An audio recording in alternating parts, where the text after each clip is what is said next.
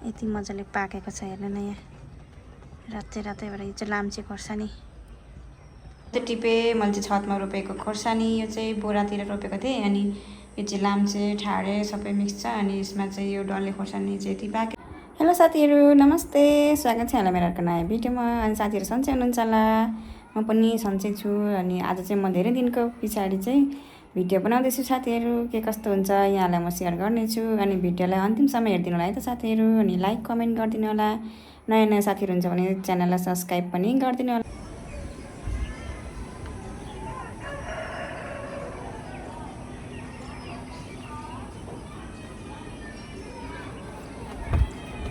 साथीहरू यो चाहिँ मेरो कौसीमा फलेको खोर्सानी आज चाहिँ म टिप्दैछु यता साथीहरू। पाकेछ अलिअलि अनि धेरै दिनभन्दा पनि 2 दिन जति पानी पर्यो नि त। अनि त्यतिखेर चाहिँ मैले टिप्नु पाइनँ पानी परेकोले। अनि आज चाहिँ घाम लागिरहेछ, त्यही भएर चाहिँ म टिप्दैछु अनि यसको भिडियो पनि तपाईँहरूलाई म सेयर गर्दैछु है त साथीहरू। यो चाहिँ मेरो कौसीमा मैले रोपेको यस्तो बोराहरूतिर रोपेको खोर्सानी है त, यो अर्ग्यानिक यसरी फलेको छ। यति मजाले पाकेको छ हेर्नु न यहाँ रातै रातैबाट। यो चाहिँ लाम्चे खोर्सानी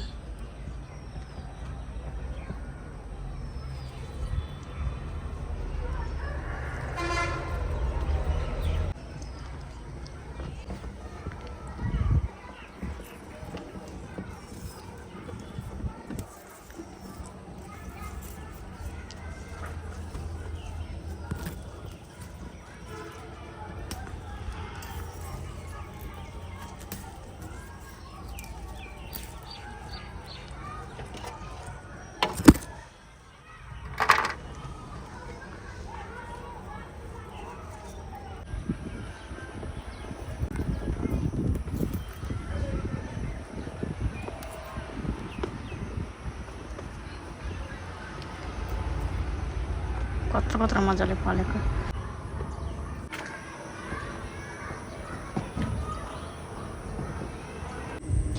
मैले चाहिँ साथीहरू यति मात्रै टिपेँ। मैले चाहिँ छतमा रोपेको खोर्सानी, यो चाहिँ बोरातिर रोपेको थिएँ अनि यो चाहिँ लाम्चे ठाडे सबै मिक्स छ। अनि यसमा चाहिँ यो डल्ले खोर्सानी चाहिँ यति पाकेछ अनि टमाटर छ, यति छ है त साथीहरू मेरो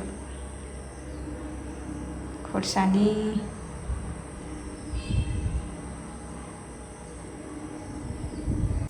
साथीहरू म चाहिँ अहिले यो निङ्गुरो केलाउँदैछु साथीहरू तरकारीको लागि।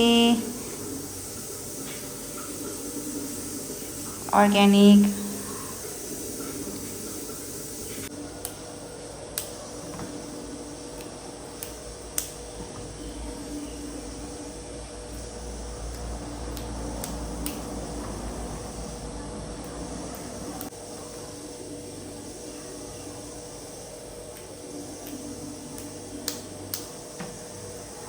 चाहिँ म यहाँनिर निङ्गुरे पकाउँदैछु साथीहरू। म चाहिँ यहाँनिर मैले चाहिँ यहाँनिर तेल तताइसकेको छु कराईमा। अब यसमा म लाउँछु लसुनलाई फुर्याउँछु। यहाँ लसुन, यहाँ चाहिँ सुकेको खोर्सानी अनि यहाँ थोरै टमाटर काटेर रेडी बनाएको छु।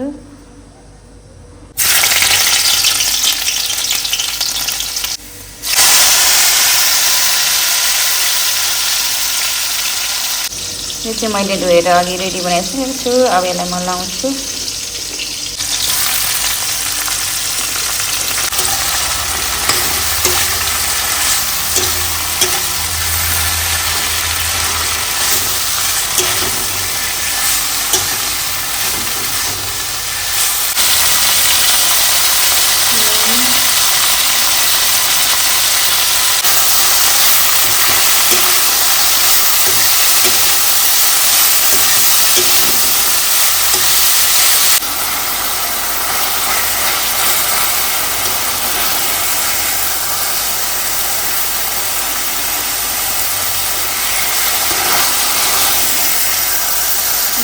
पाकेर रेडी भएछ साथीहरू।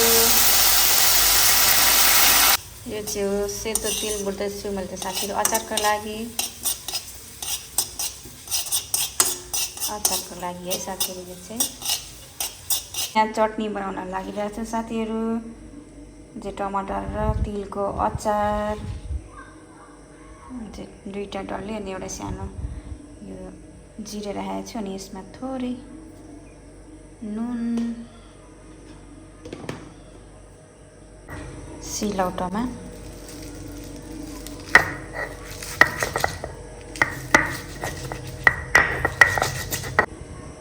अब यसमा तिल,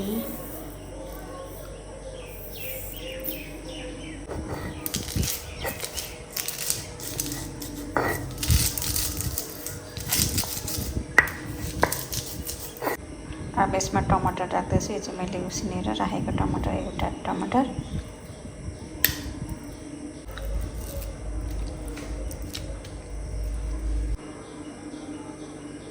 अचार पनि रेडी भयो साथीहरू, चटनी भनौँ न।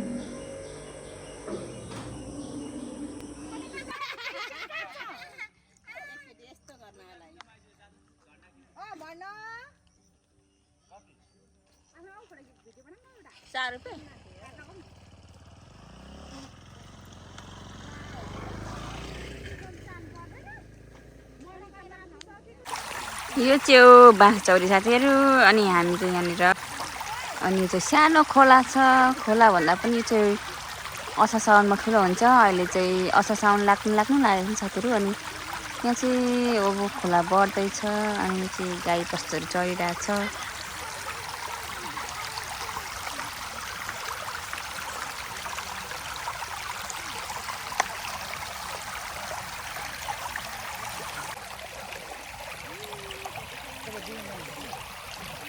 मेरो साथीहरू उता हुनुहुन्छ। हजुर हुन्छ।